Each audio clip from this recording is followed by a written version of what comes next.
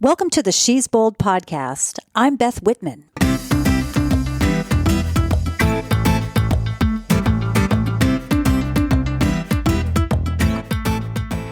Hello once again from Morocco.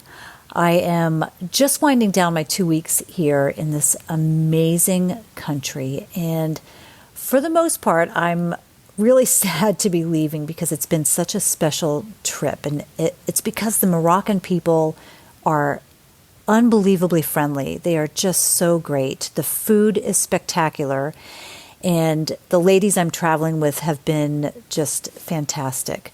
But there is a part of me, mostly around my middle, my tummy, that is kind of glad I'm headed home because the Moroccans really know how to feed a person, and I need to get back to my regular diet and exercise. Absolutely no complaints, but there is a little piece of me that's thinking, okay, yep, it's pretty much time to get home. If you haven't already, check out my photos on Facebook and Instagram. And if you're interested in joining me in a Morocco trip in the future, I have several departure dates scheduled. You can be on the waiting list for the fall of 2020 or early 2021.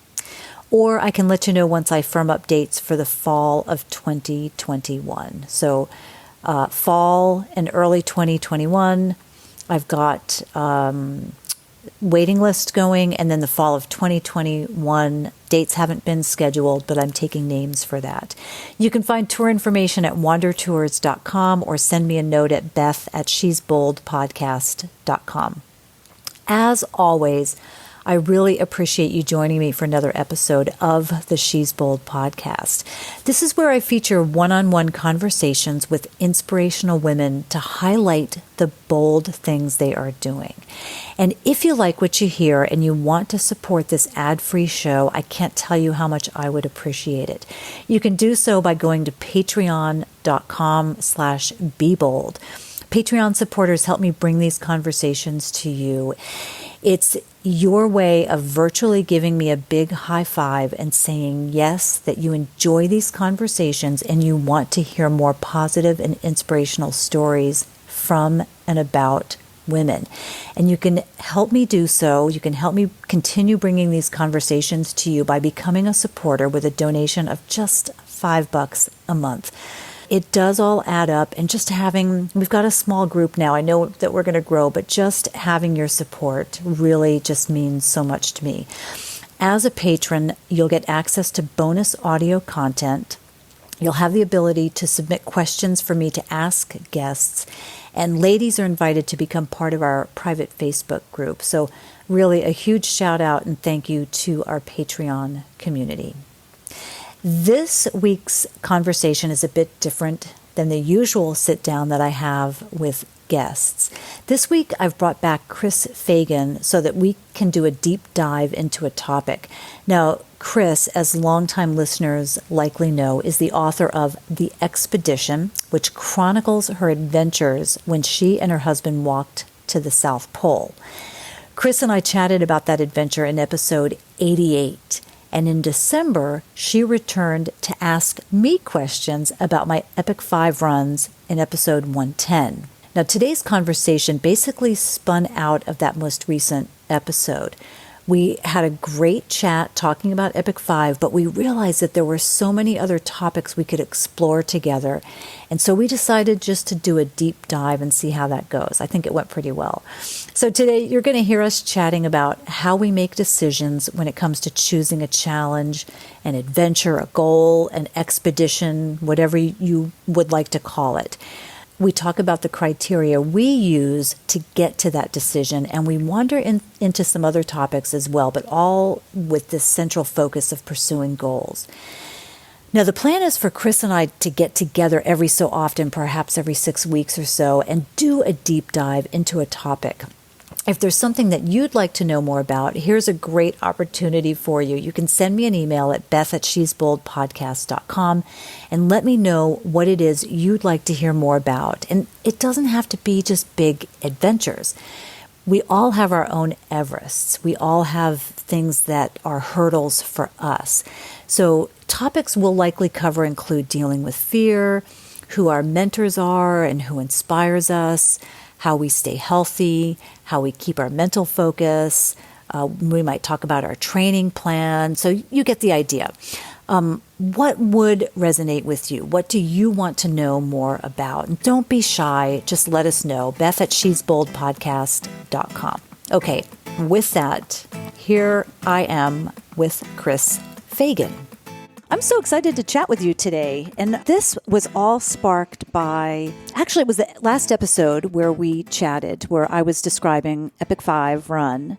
And one of the things that I said in that was about my decision-making process and kind of, I just go with my gut. And if something feels right, then I'm like, boop, and I just make a really quick decision. Mm-hmm. And John, my husband, had heard that. And he said, most people aren't like that. I want to hear more about that process. Mm-hmm. And so I thought, gosh, that would be great. But I don't want to just sit down and tap it out and, just have a monologue. I want to have a conversation with someone. And I thought, I want to talk to Chris again. So here we are. Yay. And chatting again. So I'm so excited to talk about this topic. Your grand, among many other things, but your really grand adventure, probably the thing that you're best known for, would you say, is your trek to the South Pole? I think probably that's what I'm best known for. Yeah. How did that come about? Was that like you heard about it and you were like, yes, I want to go do that? Or was there a lot more involved in that?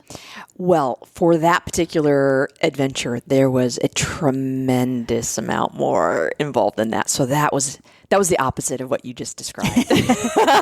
Probably with good reason. Yeah, exactly.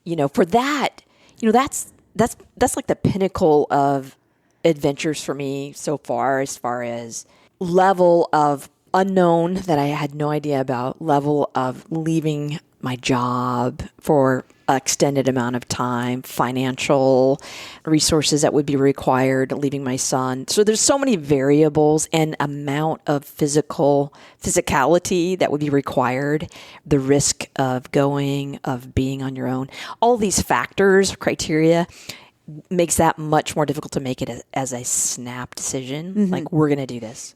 Well, how did you first hear about it or come up with the idea of walking to the South Pole? It really originated from my husband, a kind of an old dream that he had that was just kind of sitting there like one of the poles. Wouldn't that be something? But it just sort of was lingering there. It wasn't something that he knew he had to do. But as we kind of gained this experience and becoming athletes and doing harder and harder things and having mountaineering experience, it became like, maybe, why not us? So it kind of came onto the radar. So had he, in your years of your relationship, had he talked about that? Not at all. So it was just something that was like in the back of his mind. When did he first bring it up to you? Yeah, he brought it up about 3 years before we actually did the event. He brought it up as a serious notion, a serious idea. He did. It's sort of like what you were describing, like, oh, I have an idea and I decide yes or no.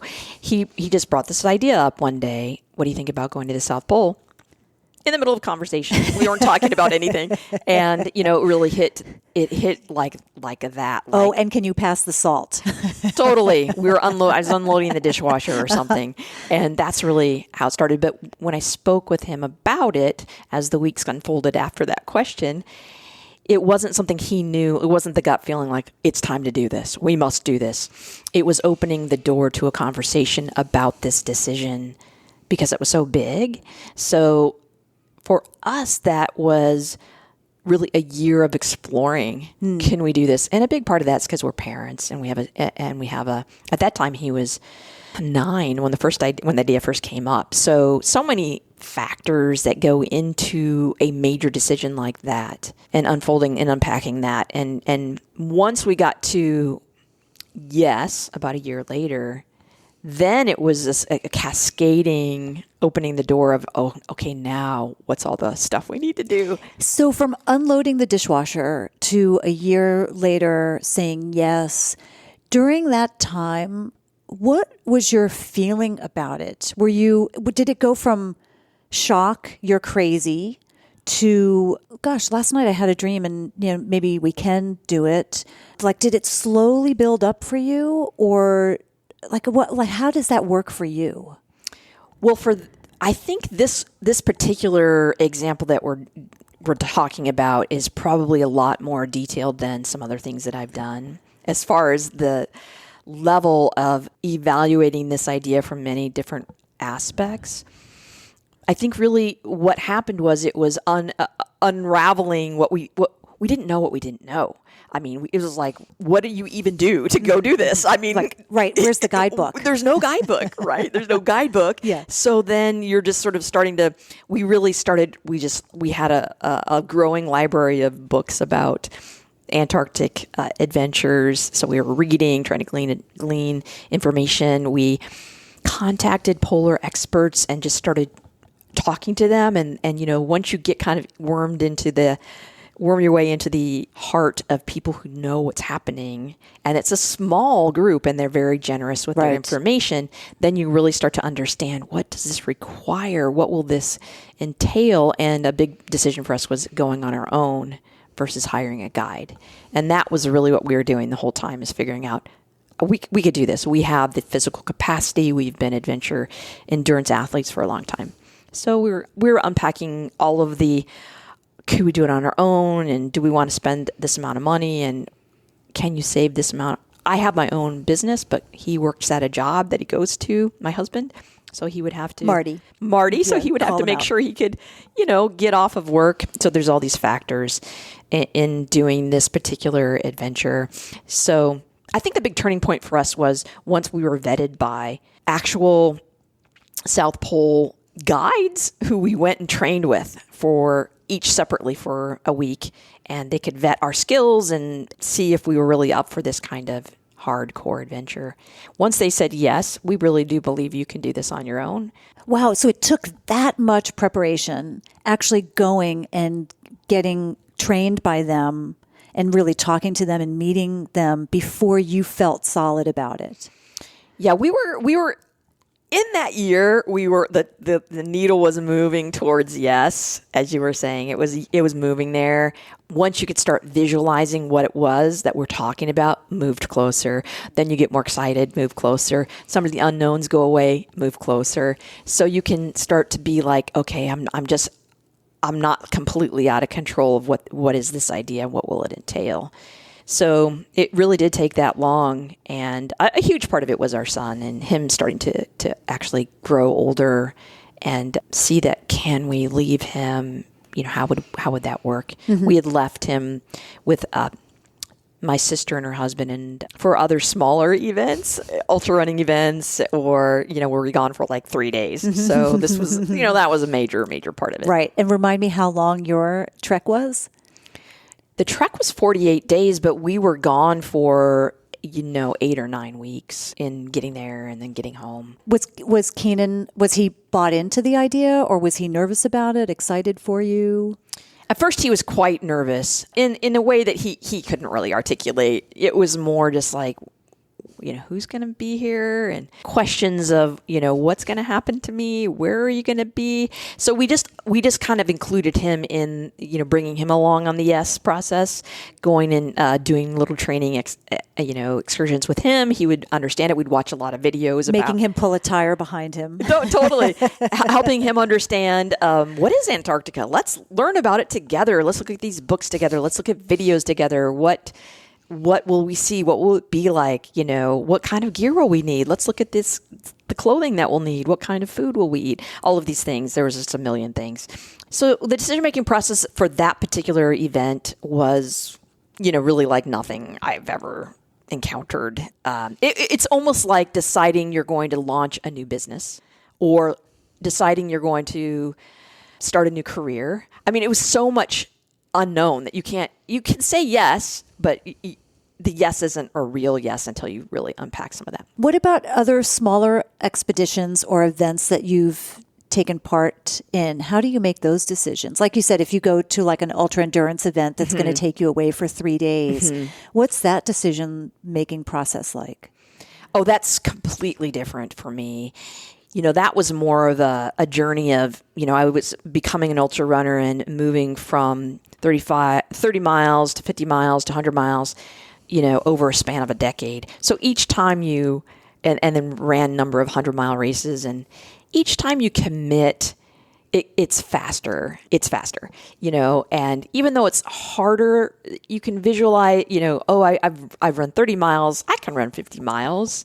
Oh, do I want to commit? And then you just sort of make a quicker decision. And then you see an interesting race. And you say to yourself, pretty quickly, yeah, I want to commit to that. And then you do that. Like you were describing a little more like that. For me, it's more like that for ultra running. Right. Where you just kind of go with your gut and then you kind of reverse engineer it. And then you do. And then you figure out how will I train for this? How will I be ready? Once you commit, you get that jump start of adrenaline, like, holy crap, I'm going to be, when am I doing this? How many months do I have? I'm assuming that's similar. Well, you know what? That feeling comes to me much later in the process. It's when I really start thinking about it. Like I'm doing this. So we're recording this in the end of January and I'm running Namibia kind of at the end of April. It's end of April, early May. And I don't even know that has hit me at this point. I'm not quite sure. And I don't know. I think in some ways I don't freak out about stuff so much. So I think things roll off my back a little bit more easily. But that I haven't had like a, oh crap moment.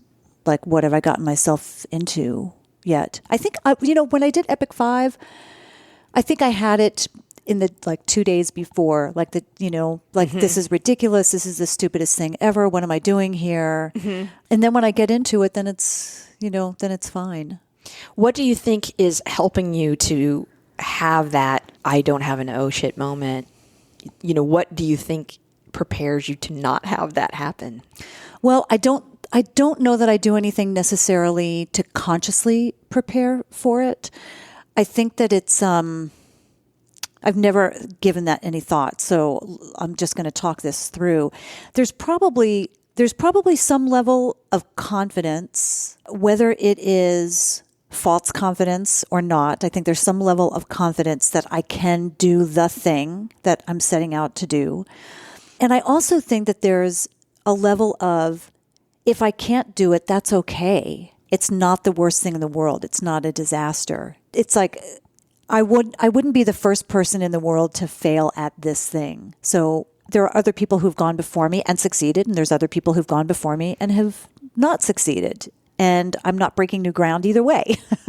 So would you say you don't have a huge attachment to the outcome? That's a great way to put it. Yeah, I don't have a great attachment to it.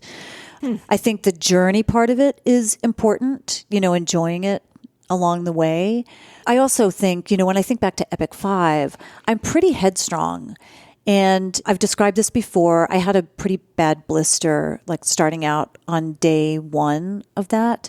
But there was no way I was going to allow that to stop me. I was going to figure out a way to get beyond that and just keep going. Whether it was, I don't think I even took an aspirin or an ibuprofen, but even if I had to medicate in some way, I was strong enough in my convictions that I knew that I would complete it. So there wasn't that kind of fear. There was never any doubt or fear that I wouldn't complete it. Did you have a specific goal in mind beyond completion? No. Feeling good, thriving. Thriving was the only thing. And that's when I think about doing the 4 deserts coming up this year, I think the same thing. A coach had asked me, well, what's your goal? Do you want to get through it without injury? Mm-hmm. I can't remember he had 2 or 3 things. Do you want to get through it without injury? Do you want to survive? That was one of the options. Right, for sure. Do you want to survive? Because there has been, I know at least one person who's died doing that, but that was years ago. So survive or get through it without injury or just get through it. And I said, I want to thrive. That wasn't one of the options, but it's I want to thrive. So I want to feel good at the end of the day. What does that mean for you? Well, it means no injury, feeling good at the end of the day, feeling good at the end of the week, the 7 days of running, and being able to recover in a reasonable amount of time. So not being so wiped out and exhausted that I'm wiped out for a month. Mm-hmm. I know from Epic 5 that it took me about 5 days of staring at the pool, Yeah. afterwards. We deserve that. Yeah. But it wasn't even a physical, that was not even a physical issue. Like, I just need to relax. It was a mental issue. It was, I don't think we talked about this last time, but it was I felt really kind of messed up. I'm not quite sure what it was, but it was really, I had used up all my brain power. That's what it felt like, because I couldn't then shift into work mode. And that's good to know. So now when I go into these other big events, I know to give myself that time off, because my brain, my mental capacity has to recover as well, not just my physical being. For sure. I think that's so important to acknowledge that not only in these kind of hard physical events, anything hard that requires a lot of brain power requires some downtime. We can't be at our peak all the time. Mm-hmm. It's kind of cyclical.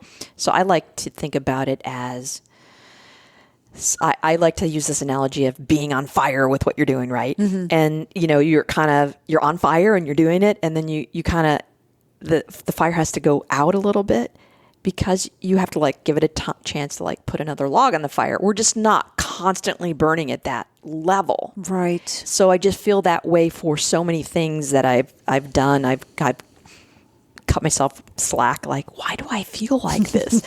Why don't I feel like that? Yeah. You can't feel that way all the time, whether it's kind of that letdown too of I just did a thing I've been going towards for so long and I just did it. So you kind of have this letdown. Sometimes you hear, women who have children, have a baby, they kind of have this letdown. Right. Or I think you've accomplished something big, and now let's just kind of bask in that accomplishment. And sometimes we don't give ourselves that time and permission.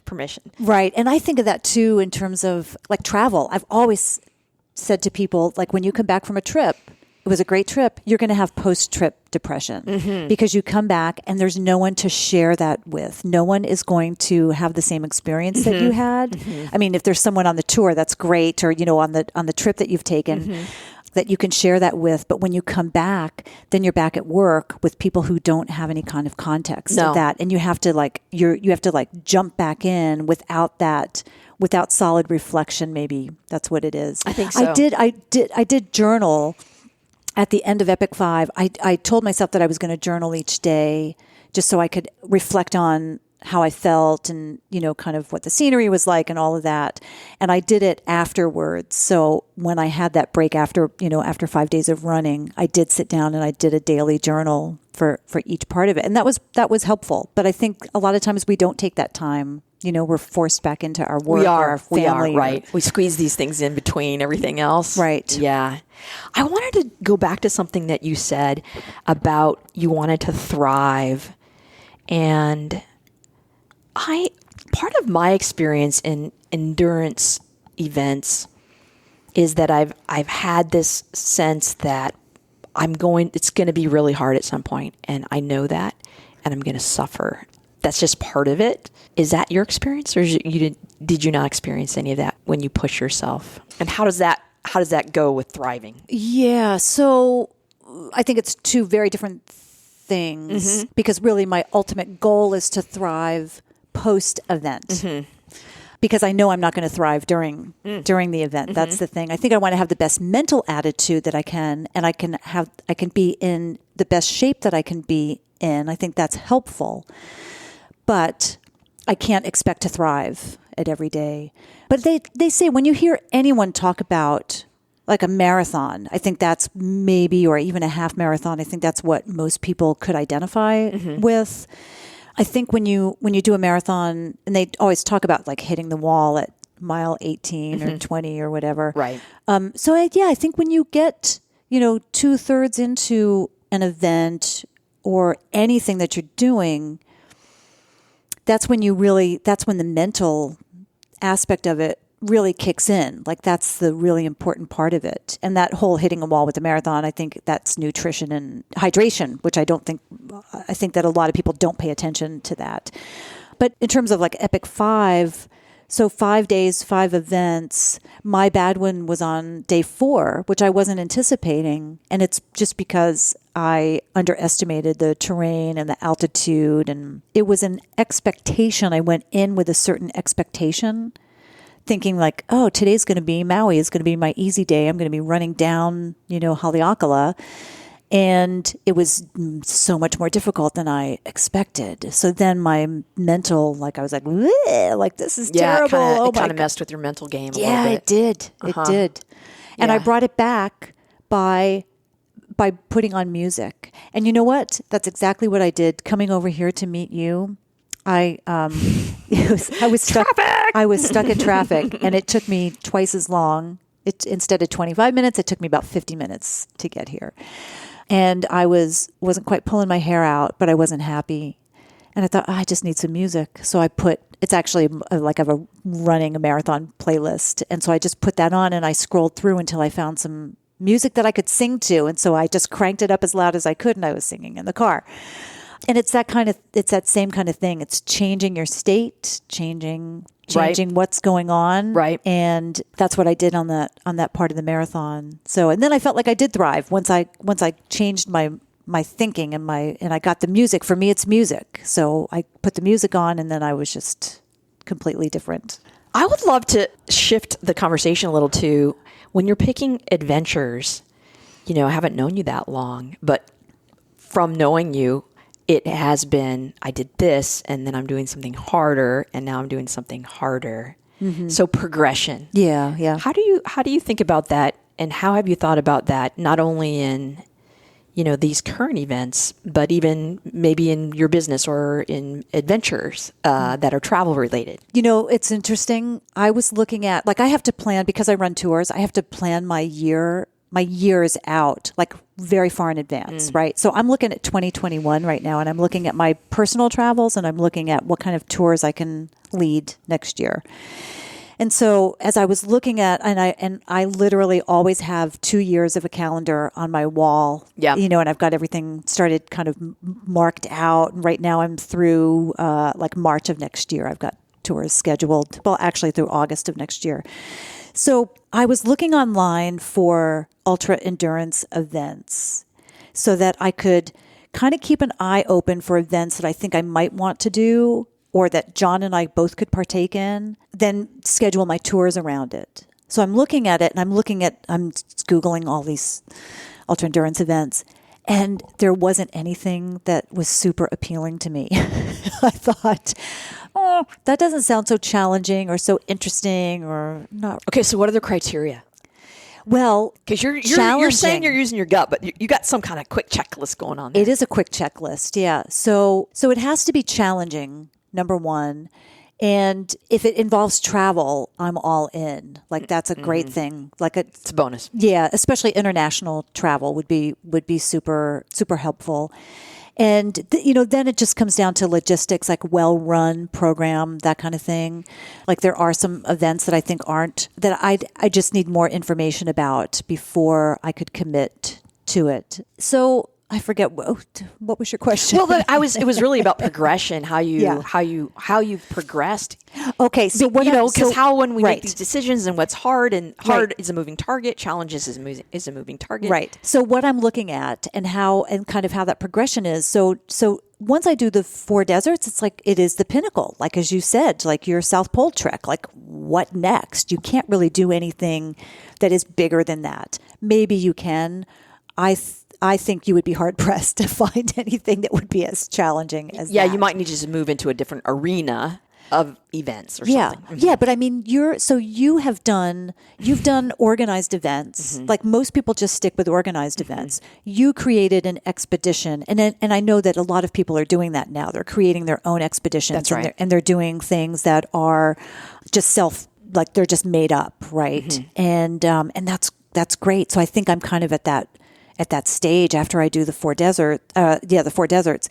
I think I'm going to be at a place where, this stuff probably no one can challenge me as much. No organized event can challenge me quite as much as those did. So I've got to figure out something else. So there's things on my mind that I think about, biking across Europe. There is actually and I wanted to talk to you about this. There's actually this event. It's like an Arctic, like North Pole trek where you go.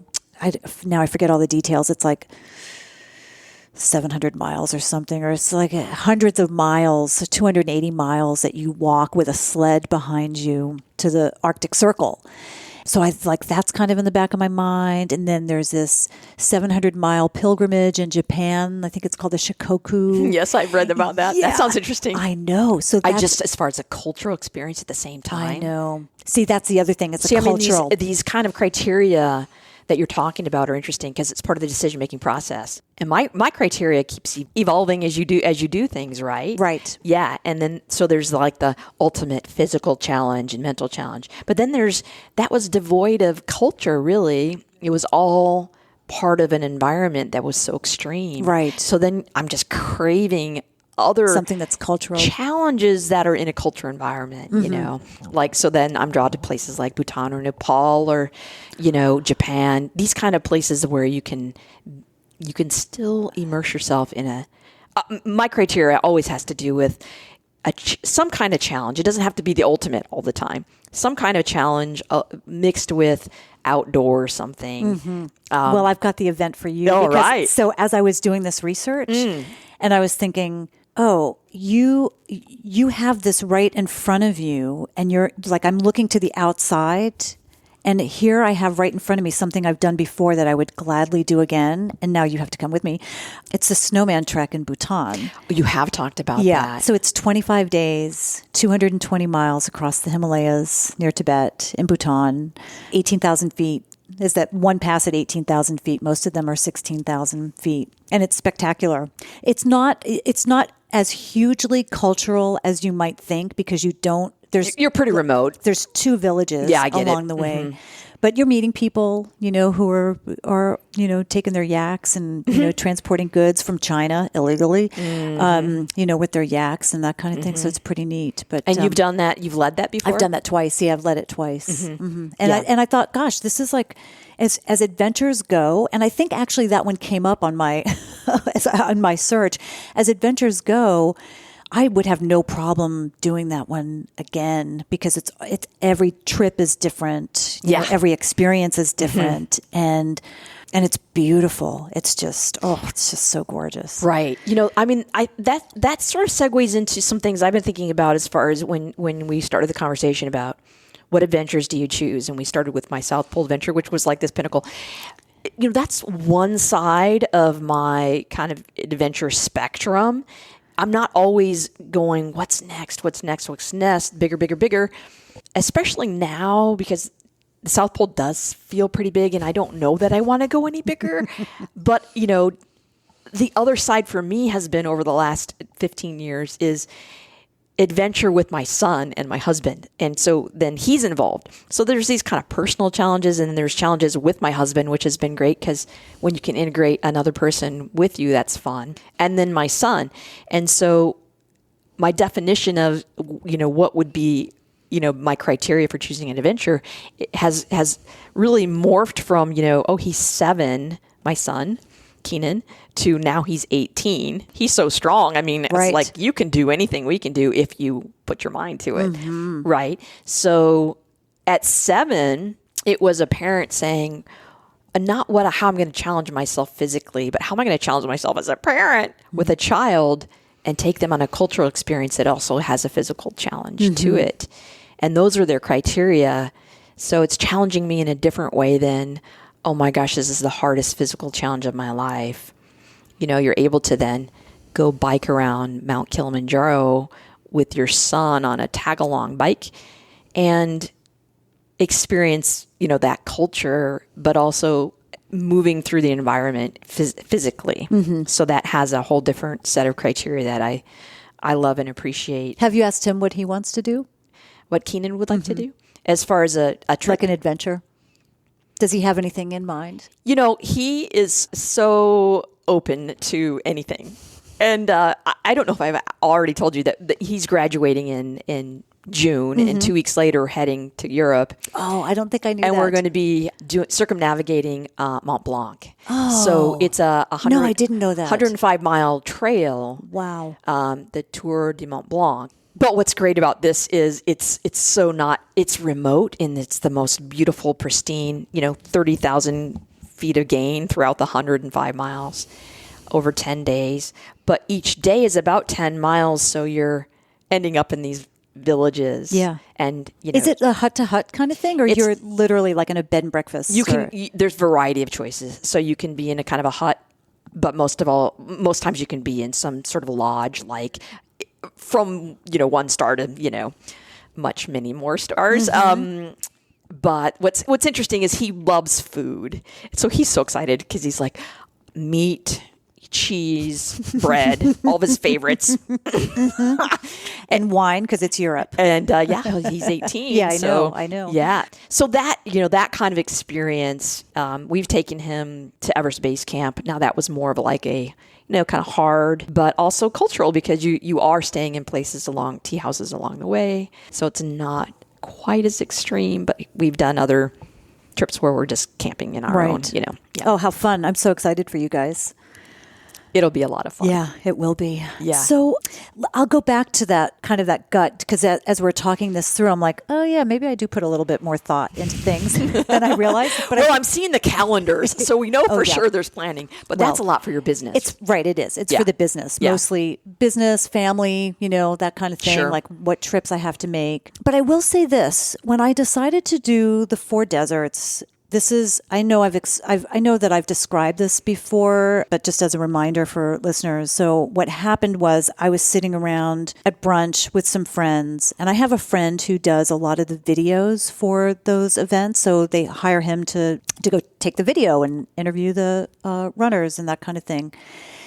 And so I had already done 4 marathons in 4 days, what's called a quadzilla.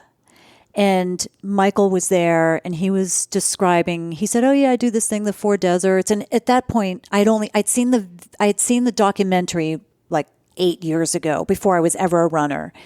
And so he was describing it, and he said, yeah, they do 250K. So it's 155 miles. They do that in 6 or 7 days. There's a rest day in there. So it's technically over 7 days, but 1 day is a rest. And I was like, wait, what? And he said, yeah, it's 250K over 7 days. And I was like, I did 4 marathons in 4 days. I could do that. And John always describes that moment. He was like, he even said it at the brunch table. He said, did you see that? That was a decision being made. Like, she just made a decision right there.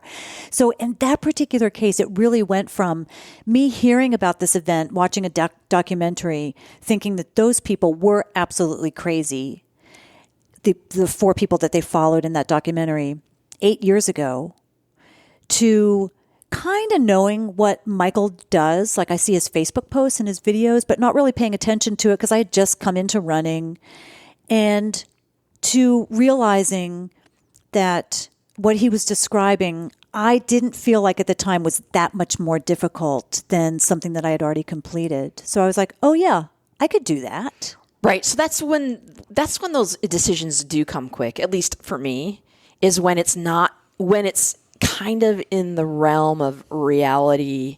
Maybe it's, a little bit it stretches you. But you can see it. Whereas I mean, when I first heard about the South Pole, I couldn't even see it. I didn't even know what was I imagining? I don't even know. So it takes longer. But I think that's happened to me. What you're describing is when you're like, it's as simple as like, I've run 30 miles, so why can't I run 50? Right. Okay. Right. And then somebody tells you, well, if you've trained for 50, you basically only need 1 more month, and you've trained for 100. And you're like, what? So it's like you break down these barriers until you're like, well, I never had a dream of running 100 miles, but now here I am. Someone told me that I could. Right. And I kind of did these other hurdles, and it just doesn't seem so outlandish. Mm-hmm. I think for me, when I look, if I had known everything about the 4 deserts, I might have given it more pause. But then that's when you realize it's like, oh, wait a minute, I have to carry a 25 pound pack, Right. like my own pack. Yeah. Oh, These wait. bonuses come up, right? Yeah. Oh, wait. It could be 120 degrees in the Namib. Oh, wait. That's when the problem solving starts, right? Yeah, Where it is. when your mind is like, well, I've already committed. Right. Even if you've only committed in your head, even if you've like stepped over to commitment. Do you feel that way? Yeah, Because absolutely. once I've stepped over to commitment, I don't want to go back, because something is drawing me magnetically over to commitment, and there's something over there that I want. Right. And I'm wondering what is it that you want that's over that line into commitment? What do you mean? Like you want a challenge, or you want. Can wanna you see articulate it more? Yeah, I just want to see what I'm physically capable of. Can I do this? Can I get my body to do this thing that is.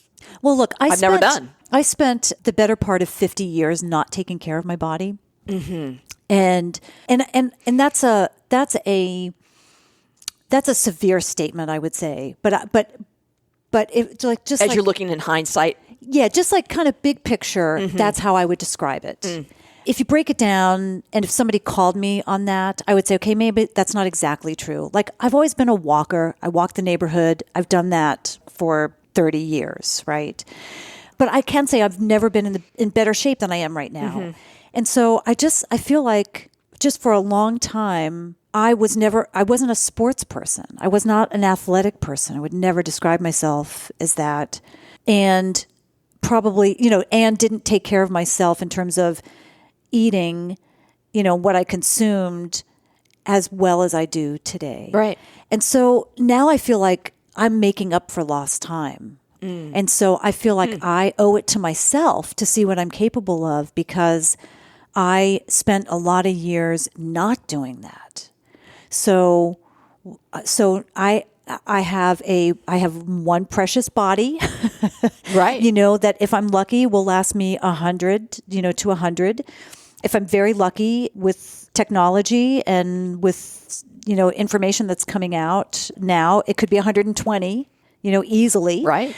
So when I think about that, I think I've got a long time to be taking care of this machine. So yeah, I've got to see what I'm capable of in that time and take care of it.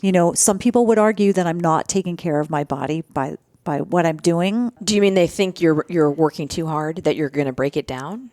Yeah, absolutely. Yeah. Yeah, that might be a discussion for another time. That is interesting. Yeah. Yeah, I think that sometimes people have that perception that is a bit of misinformation, or maybe it is a bigger topic. But I think sometimes people don't know because they haven't been there. And they have a fear themselves. It's a fear. And I think oftentimes that comes up, from my own experience, I'll just speak, is that I've had people say that to me when they don't want to believe that their knees can run, because I must be damaging mine, therefore I don't have to. It's kind of maybe the person you said you were before, like maybe there were, I don't know if there were, but we all use those excuses to not do the thing that sounds hard, or why would I want to do that, or that's going to be painful. Well, for me, it was as simple as I ran 2 blocks. I was out of breath. I'm not a runner. Oh, totally. I hear this all the time. Yeah. And I just didn't. My feet hurt. Well, do you have the right kind of shoes? Yeah. There's so many factors. Right. I mean, I run 2 blocks now and I'm out of breath. Right. I just know that I should start running downhill, and, then it's easier for me to. Right. And oftentimes people think running is sprinting, Yeah, exactly. I'm not a sprinter. Yeah. So, when you were talking about, some people have a concern about maybe overexerting our bodies. There was some really interesting research that my husband and I came across that says if you haven't been working your body, like you were just describing, for decades, because sometimes we hear about like Olympic athletes, they overdo it because they've been doing it hardcore training since they were 5. Right, exactly. Right. And so by 30, they've kind of worn out their joints because they haven't been paying attention to their joints and their bodies. Well, and part of that is just we didn't have the knowledge. We didn't have the knowledge that we have We today. didn't have the recovery. Coaches were overtraining. So sometimes people imagine some of those scenarios. But the piece of research that was super interesting is that in the running world, the later you start, the more time you have. Yeah, absolutely. Right? So you are just beginning as far as your potential is so exciting, right? And I love that idea that we can break these mindsets that we might all carry around that, well, we reached a certain age, we can't do this or that, especially physically. And I love the idea that, our bodies are waiting to be tuned. If we do it slowly, if we do it methodically, if we do it smartly, we are really capable of some awesome. Oh, I want to hug you right now. Feats. I mean, seriously. So seriously, you are just beginning. Marty and I can feel some creaks and cracks in my body from working really hard over the last 15 years, really hard. And so I don't have goals to work as hard, but I want to keep myself as in good of shape because I want longevity. I get people telling me fairly regularly. I would say the overwhelming number of people are very supportive of what I do. And, like there's big kudos and I do get a lot of feedback from people who are inspired. I don't expect people to go run a marathon, but right. I get emails or people just telling me anecdotally, like I've started running because of you, or I can run a mile now, or I just go for walks now. I just get out more consistently. Consistency is really the key. Yeah, it sure is. But I do have people who the first thing that they do is they tell me how terrible, like I'm going to ruin my knees, or, just how terrible what I'm doing is for my body. And they don't see the background. They don't see the strength training that I'm doing, totally, which is supporting to prevent that. Yes, exactly. My ligaments and my tendons and everything, and yoga as well. But it's hard to express that. Like it's hard for me to express that without having somebody kind of follow me along for a week to see exactly what I'm doing. This is really the thing. If people, and this is anything that we choose to do, if they have no experience in that realm, it's really easy to maybe even subconsciously pass judgment on that, because it's not that they are wanting to be negative, I think. It's trying to express concern because they actually are concerned. Yeah. But it's kind of misguided because it's really based on no factual or personal experience or no factual knowledge. It's just sort of what seems to be the case. Yeah, and I think the thing that I struggle with there is, and I want to make sure that I'm putting this nicely, that, I'm mostly vegan, right? So let's just say vegetarian. So people will have an opinion, a negative opinion about being vegetarian or having a plant-based diet. People will have an opinion about running or exercising, doing endurance athletics. And I can't say anything back about someone else's truly unhealthy lifestyle without being a total ass. Well, I have learned, and it's something you have to keep relearning, is that there are always going to be counter opinions about anything that we do in life. And so I just like to hold on to the people that resonate with what I'm saying or what I'm doing, and know that those people are finding something that might be beneficial to their mindset or their lives. And that's why we have a society that is so diverse, because there's a different opinion for everything that's out there. And something that we do today hopefully will inspire enough people to make us feel like we're making an impact, right? Absolutely. And I think we are. Yeah. I do think we are. So, this doesn't all have to be big adventure. Right. You and I may be a little bit off the charts in terms of that. But one of the nice things that I do hear from people is, as I said before, that they might be inspired to go for a walk for the first time, or, walk around the block, or to just kind of set out and see, do a little bit of running and just see how their body takes it and maybe progress from there. And you know what, you and I, we have mentors and we have people that we look to who've done big things. And those are the people who inspire us, maybe just to take a little bit step forward in whatever it is. So, and gosh, this can just really apply to so many different things, can't it? I just think about like the single woman who is thinking about buying a house, and that's a big adventure. That's a giant adventure. It is. I was there at one point. Yeah, yeah. So I think in some way, we're all in that place in one way or another. So how do we look at life? How would you look at life and suggest to somebody how they can come up with their own everyday adventures, big or small, long-term, short-term? Right. Like, what do you do? What would you suggest to someone? I think one of the big parts of thinking about, I like to think about life as an adventure. So, that is an everyday thing for me if you're thinking about your life.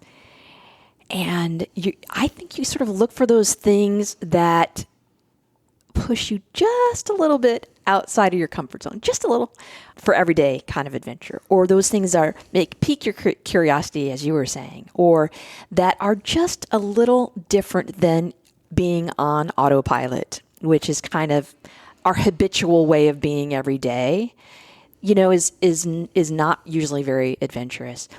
Some of the ways that I do this, and it feeds me, is because I love being outside. And so, I just make going outside an everyday thing. And just going outside, taking my dog for a walk, running on a trail, walking on a trail, all of these things feel like I'm feeding my little bit adventurous side. It's probably difficult with a dog. It's probably difficult not to feel like everything's an adventure, because I can just imagine like, let's go. Well, and I live where I can go, where he can go off leash. And so on the trail, it's so fun because I will be sitting in my office and he will literally be staring at me like, and I'm like, he really needs to get out. Time. And so he keeps me going out and being adventurous in those ways, because, I could easily say I could fill my day. I have so much more to do, sit at my computer, and you just have to make time for those things. A lot of times my husband and I will make sure we're like not getting in the rut of eating the same thing all the time, and even just making a new recipe together can be a fun adventure. Instead of watching the same kind of movie on movie night, branching out into something different. If we're not watching a lot of documentaries, then maybe we'll jump into one and learn something. Or instead of trying to get my son to watch a drama about somebody's true life drama that I like, that's trying to help him like branch out. So these are all kind of simple examples that I think really do make an impact. Yeah, I don't know if you've heard this or if I've even mentioned it on any of the episodes that have gone live so far, but I have this new interest in astronomy, which is I was reading about that. So weird because I am not a science person and I don't retain a lot of facts. I think that's why science doesn't interest me so much, because I don't retain those facts. So it's just like, whew, they just like go over my head. But somehow I've been taking this deep dive into astronomy, and now suddenly these adventures, like for Christmas, John gave me a weekend away at Golden Dale Observatory, which is here in Washington State. So we're going to go away this probably spring or summer. We're going to take a weekend and go to this observatory. And then I'll be in Chile later this year. And so I just ordered my Chile Lonely Planet guide. And so I want to look to see okay, how am I going to plan this trip so that I can go to an optimal place to go view the sky. So this is this whole new thing for me. And that's what's so exciting about life. There's so much to know, and there's so much to see, and there's so much to do.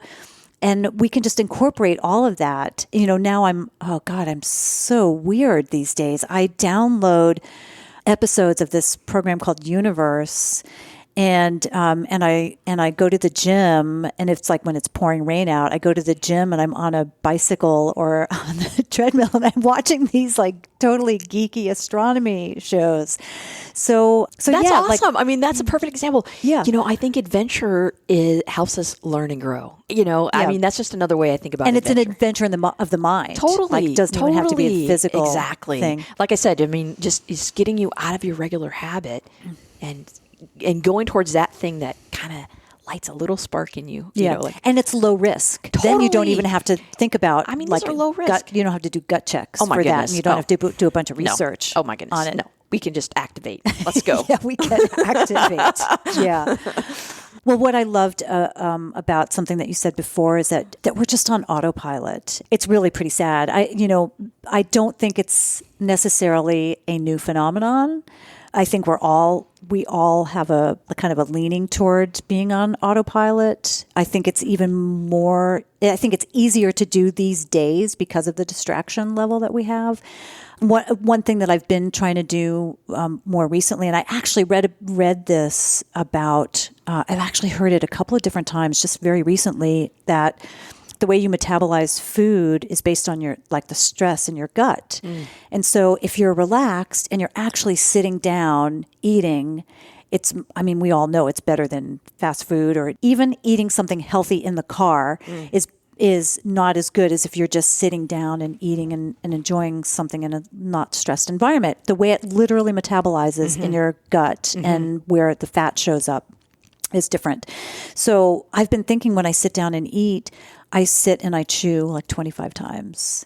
And just that act has slowed me down. I take a bite, I put my fork down, I chew, I've come to realize and be horrified by the fact of how many times I can just shovel food in my mouth and not really chew it so much or really taste it. So, do I notice a difference in my body? No, I don't. But it's like, oh, I'm actually enjoying my food and I'm aware of what I'm eating. It's different. So just switching off the autopilot, I think, is a... Right. It just builds an awareness of things around you. And then I think you're open to find these little adventures that can pop in. Yeah, absolutely. Chris, thank you so much for being here. And I'm excited about our next conversation. And if there are any listeners who want to hear about something specific too, you can reach out. And in the intro and the outro for this, I'll include a phone number, email address, and all that great stuff. So thanks for sitting down. Yeah, great chatting with you. Yeah, thanks. I hope you enjoyed this episode and this deep dive with Chris Fagan. As I mentioned, we are very open to ideas and feedback, so please take a moment to shoot me a note at beth@shesboldpodcast.com and let me know what you'd like to hear us do a deep dive on. What topic are you interested in? In the next episode of the She's Bold podcast, you're going to hear from Leah Ditton. I chatted with Leah in episode 80, and she'll be back with an update on her planned expedition to row, as in row a boat, from Japan to San Francisco. It's 5,500 miles, and she's going to do it solo. Leah is so fun to talk with and such an inspiration, so that's going to be a great one. If you'd like to support the show and let me know how much you are inspired by these conversations and how much you look forward to hearing the uplifting stories from my guests, go to patreon.com/bebold. Patreon supporters get to submit questions for me to ask guests and become part of our private Facebook group, and that is ladies only. They also get access to bonus content, including questions I ask of the guest. Don't forget to check out my tours at wandertours.com. I have just posted our Gujarat, India tour that focuses on textiles and tribes, and that's already half full. So don't miss out on that. It's a women-only tour in March of 2021. We also have space on the co-ed Papua New Guinea trips in August. And if you're interested in Ireland, Bhutan, Southeast Asia, or any other destination, just let me know at beth@shesboldpodcast.com, and I'll get you on the list to be alerted when other destinations are available. I'm also working on culinary tours to Seattle, Santa Fe, and New Orleans. To keep up with me and all of my travels, including Morocco, where I am right now, you can connect with me by friending me on Facebook, and I'm on Instagram at both Beth Whitwa, BETHWHITWA, and also Wandergal. Feel free to leave a message or question at 877-280-5170. I love feedback. Ladies, you can join the Be Bold Facebook group at facebook.com/groups/Be Bold group for support and encouragement for whatever ways you're trying to be bold. Thanks for joining me for another episode of the She's Bold podcast. And until next time, be bold.